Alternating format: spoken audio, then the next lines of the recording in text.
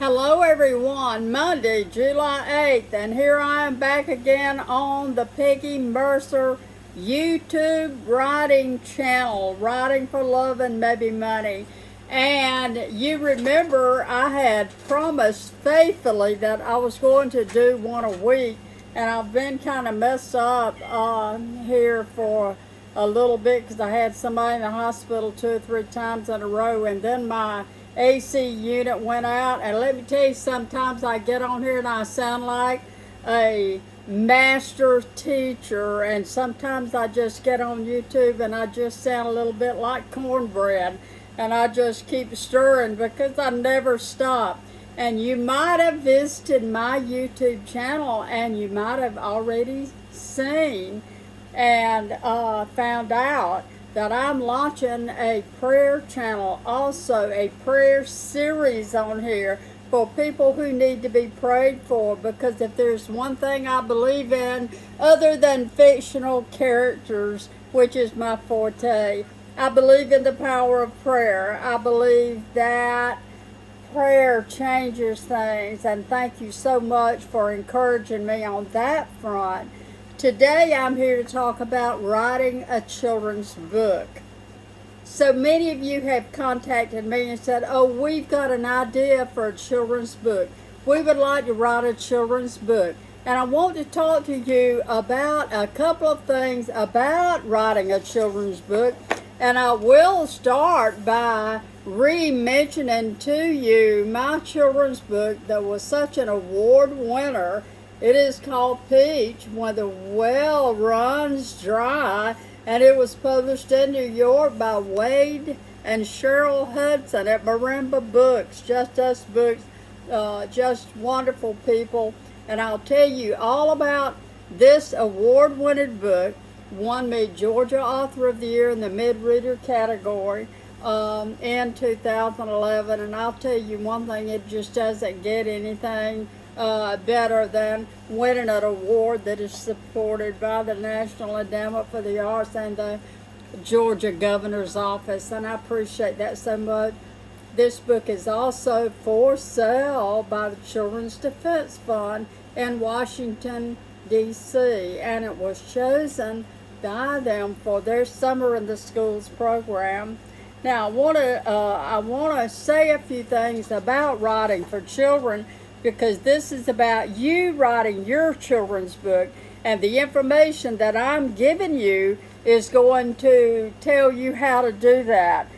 The first thing that I have noticed a lot about people writing children's books, or saying that they want to write a children's book, is a lot of these people are sitting in their homes, maybe writing on a novel or writing poetry or something like that, and they just suddenly decide that they want to write a children's book.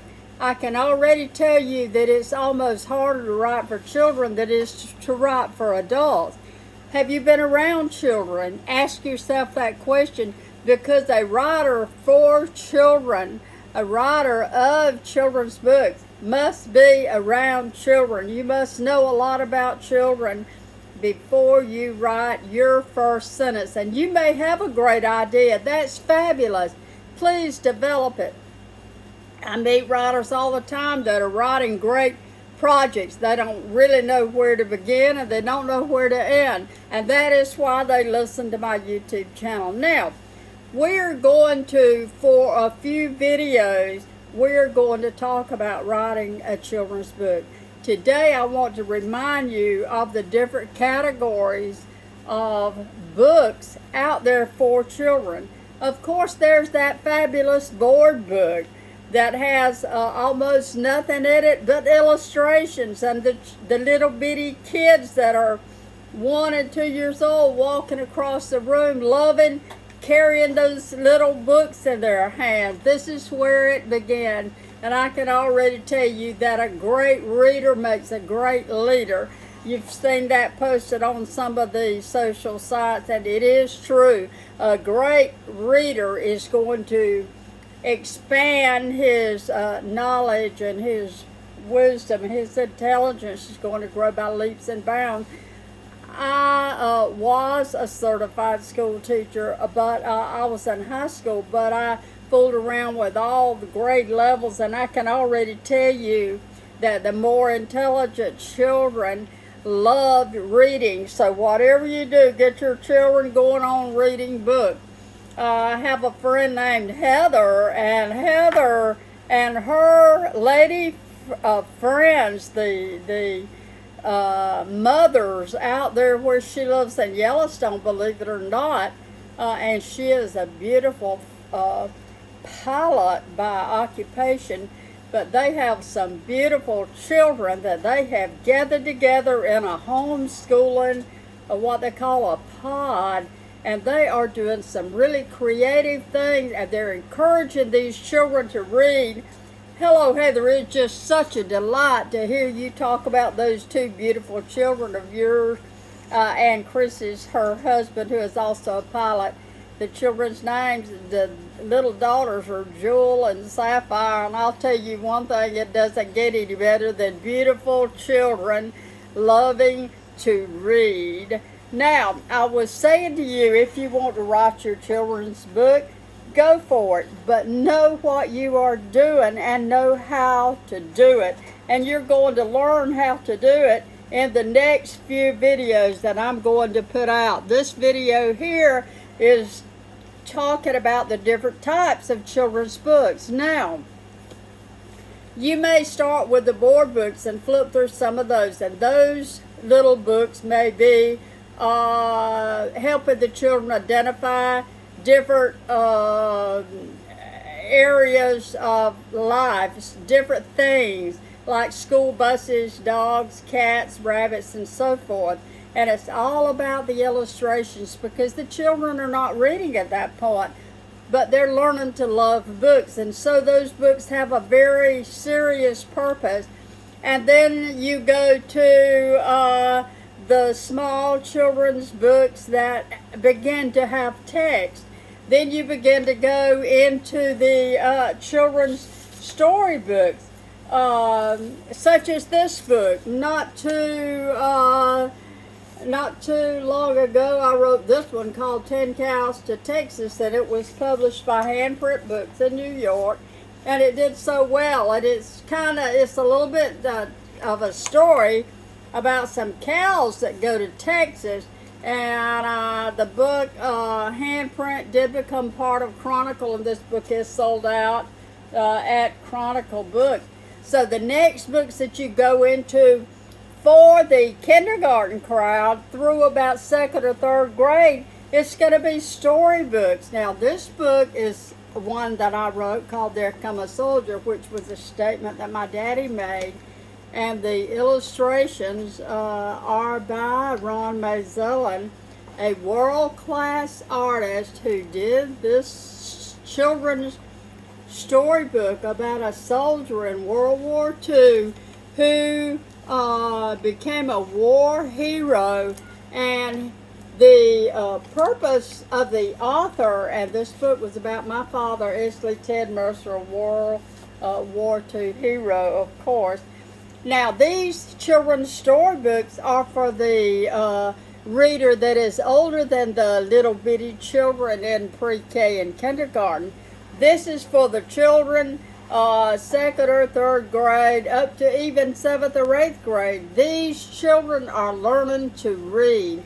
They have already triumphed. They have already become victorious over what we call sight words, and so they know a lot of these words. Also, their parents will read these books to them, and they will learn to identify and recognize some of the words that their parents are reading, and so we call that a children's storybook. I dearly love that format. I dearly love the format. As I told you once before, the children's book is going to be about 36 to 42 pages, and the pages are put together in sets. And so I'll tell you a lot about that in a video coming in a short while. I'm going to tell you how all that is put together. This is the upper reader, and this book It is called Peach with a Well Run Dry. This is the one I talk about a lot, and I can already tell you that this book is this book does have a few pictures in it. As the children learn to read, they still like pictures. And this was done by an in-house artist. And let me just tell you that no, you don't have to worry about the art. When you're coming up with your idea for a children's book, don't worry about that. If you get this book accepted by a traditional publisher, we call it, in New York or in some of the other bigger cities where they are located, then they will either have an in-house artist, or they will go to contract for you and for their company with an artist. This is one reason it takes so long to get children's books out there. This is a book by Patricia McLaughlin, who is absolutely the queen when it comes to writing these upper readers. This book is for 6 through 10 and published, I'm pretty sure, if I remember right, by Putnam. And this is Caleb's story. And you will remember that Patricia McLaughlin, absolutely wonderful speaker, and I know she's getting on up there in age too, but what a bunch of beautiful books she's written for the young readers, the middle grade readers, and even younger if they're reading on a higher grade level. She's the one that wrote Sarah Plain and Tall, and I can't say enough about that book. This book has chapters in it, just like my Peach When the Well Run Dry. This is the paperback of her book and the hardback of mine. Now, beginning readers want chapters. They're kind of done with all the pretty pictures and the illustrations, but I can tell you they'll come back to pictures later in life. I do love a beautiful coffee table book, but this children's book is broken up into little chapters, maybe 8 to 10 pages per chapter. And here's one I did called The Truth About Boo, about my niece's little black cat. And this is so cute, and I actually have been approached by a bigger publisher that said they were interested in maybe redoing this book, and I'm not really interested in anything like that because I just love the book like it is. I did put some color photos in it, so that makes this little book a little bit more expensive on Amazon, but look.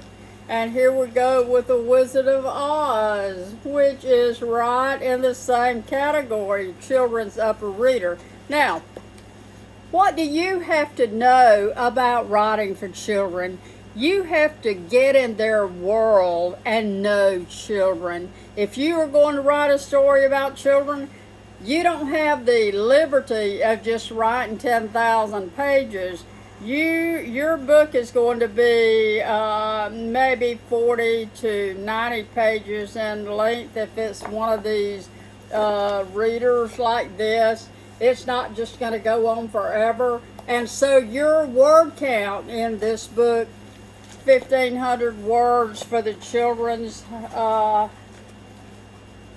book.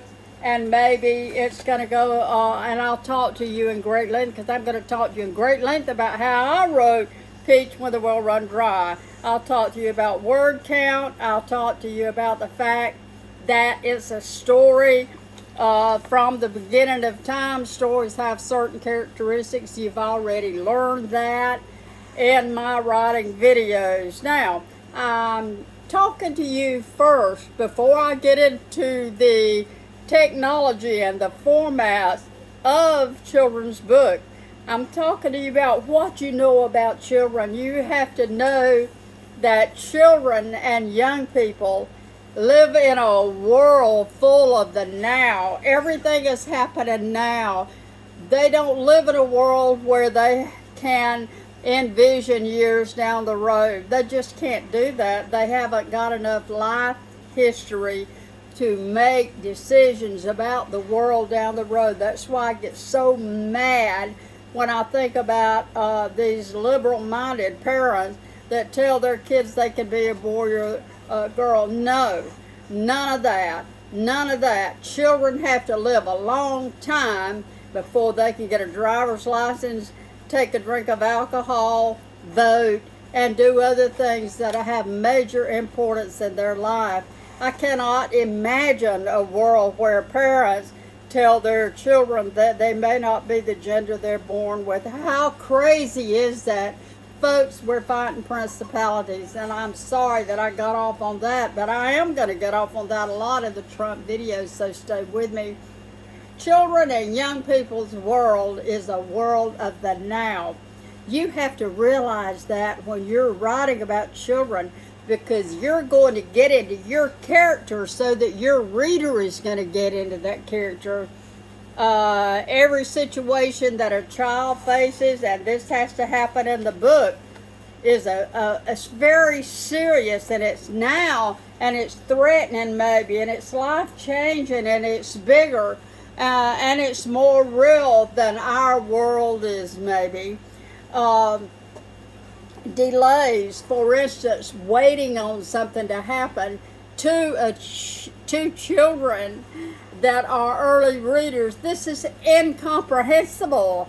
They can't even imagine having to wait or having their action delayed. Every decision that they make is momentous. It is major. It is life-changing. It is going to change their world. This is why so many writers totally flop at writing for children, because they don't understand how children think. If you write for children, you must understand how children think. I have a really, really great, I'm going to say, writer that I'm getting to work with, John Doriot, and he has written some fabulous poetry, and he's written a book about his dog Oreo. Hello, John and Jeannie up in Carolina. We're all fixed to get some really crazy weather here. But John's doing really good with his writing, and he's retired, and he's set out on his journey as a writer. He's learning everything that he can, and he is going to do some really good children's stuff. And I just thought I'd just say hello to him, because I do like to say hello to my viewers here. Now, I do tell you that, I will tell you, and you must learn all this stuff. Children have heroes, and they think they're heroes, and this could be older children, older brothers and sisters. These are their heroes. Everything you do and say, especially where it comes to parents, that child is watching, and they're going to copy you, and they're going to listen to you, and they're going to do the things that you do. So you have to know that when you're writing for children, they have heroes. They all think of their selves. They all think of themselves as the big cheese, just like in the books for adults. The characters think that his feelings are the most important. So I urge you, when you are considering writing a book for children, you have to get on their eye level. You have to get down to their world. A child's world when he's 12 or 13 or 14 is very different from a child that's 6, 7, or 8 years old. And you have to realize the psychology of it and what's going on in their mind before you can write that children's book. So as you take your notes, I want you to jot down some things that matter to you, things that would not be important to them. How the main room of the Biltmore estate is decorated. We love it. How a monastery looks on the inside. None of that is important to children. What's important is what's happening, the action of what's happening, the way that child feels. How could you write about the way he feels if you don't know? So some study is applied here, and some research is applied, and go get the grandchildren and go get the little kids down the road and interact with them. See, you have to be around children to write for children. I'm going to continue this video in a few days. I'm going to do a Trump video, and I may do another children's video. This is going to take us about 4 videos, and this is video number 1 about writing for children. I hope you'll stay with me, and I hope you'll come back to the Peggy Mercer Writing channel and Peggy Mercer YouTube. Just type that in. I do have the one on prayer. I do have a series on Trump. Please get on and enjoy these videos. And the way that YouTube grades the people that go to all this trouble to put these videos together is how many likes we get. So when you watch this one, go over to the corner and click like. I would appreciate that very much. Also, the subscription to the YouTube channel is as free as the breeze. Don't even think it's ever going to cost you a dime. It's not. It's free. This is one thing that I can do for you. I've been so blessed in my lifetime with writing books, and I urge you to write your own book. I'm going to give you, in the next 3 videos, I'm going to tell you some organizations you must join and some markets, and we're going to talk about PR and going to conferences and things like that. Thank you for joining me today, and I'll see you soon.